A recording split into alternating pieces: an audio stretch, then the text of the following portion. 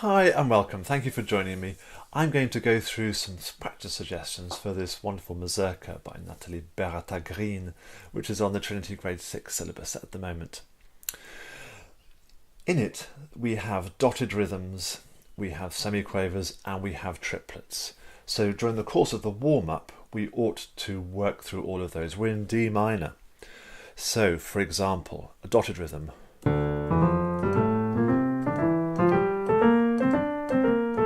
And when you're playing this, dotted rhythms can be interpreted differently. Sometimes they're almost swing. Sometimes they're... So practicing the scales, I'm doing the natural D natural minor there, I would be inclined to go for a really sharp dotted rhythm.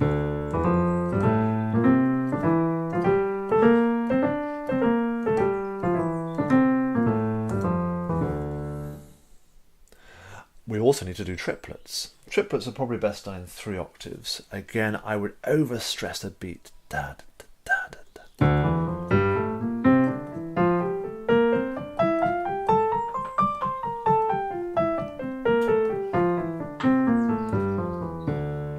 This is well below the 138 that's marked, but ultimately you need to be heading up to that metronome mark. And I very often work out what speed one can play it at, mark it on my score, perhaps put a date by it, and then come back to it and start at that pace, metronome at my side, notch it up by 5, and gradually the fingers start to flow. And of course we've got to do semiquavers for a chromatic scale, so why not?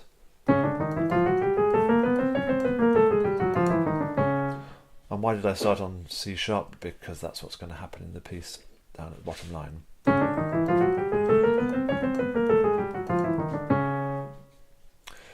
I would also try some broken chords. The very opening idea, this sort of practice might be really good.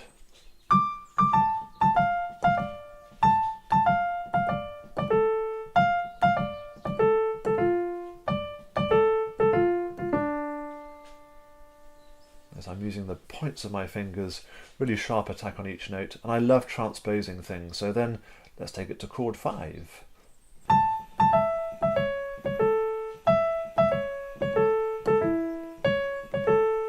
That's quite an awkward one, with the 4th finger in there. So those kinds of things to warm up.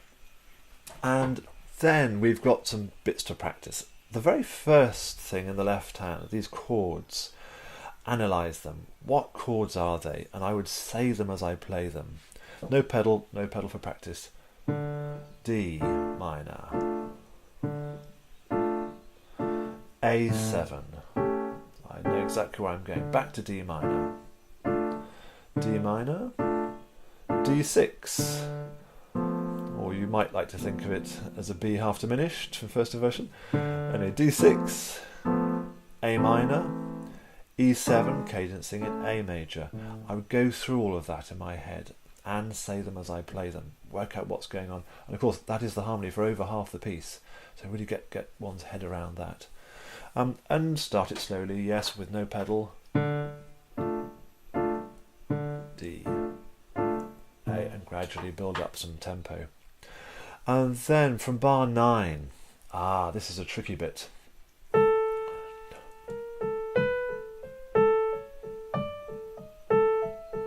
First a note on fingering. I tend to quite like doing this fingering. And this is where I differ. I would do the 4th finger on that D. 3rd, 4th. That's contradicting slightly what's in the book. I just say it suits me. And this may be a good opportunity to introduce to yourself or your students the idea of the chromatic scale that just uses these fingers. It's such a great thing. We're getting some advanced stuff now. I would suggest going from F sharp initially. This is the fingering for it. Normally. So 3rd finger on the black notes. Because there's a bit of that going on. But that's a bit of an aside, really. Let's go back to it. Now, I would go right hand first of all, and really exaggerate where the beats are. Of course, the first beat is there in the gap.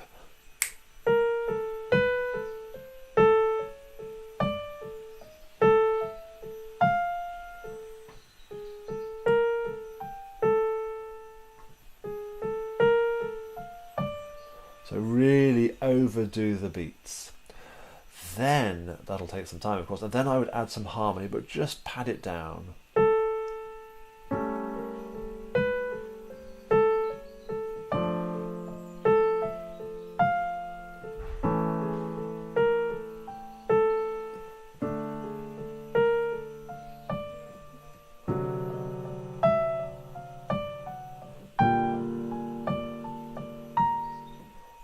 Keep going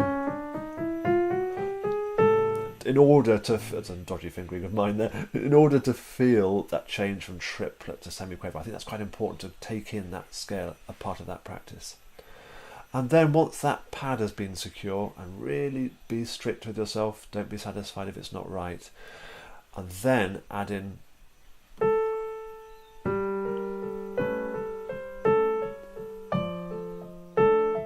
I'm still exaggerating the accents.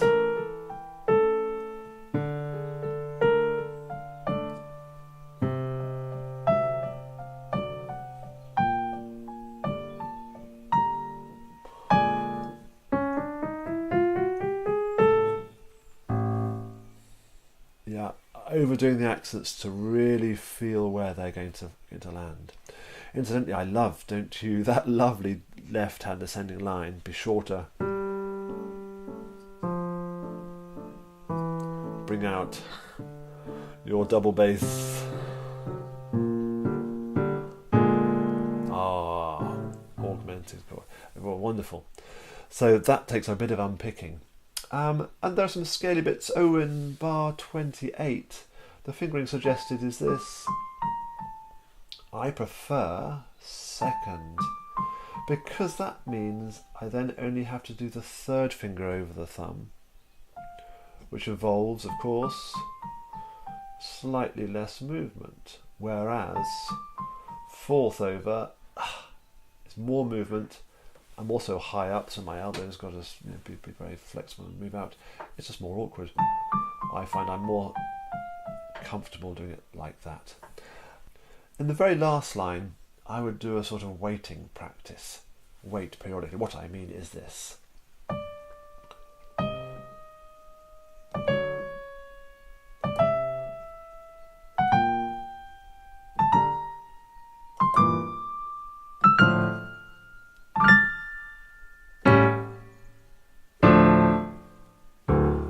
So I feel as if I'm waiting on each beat to give myself time to work out what's happening next along the line and gradually build up the tempo and the speed.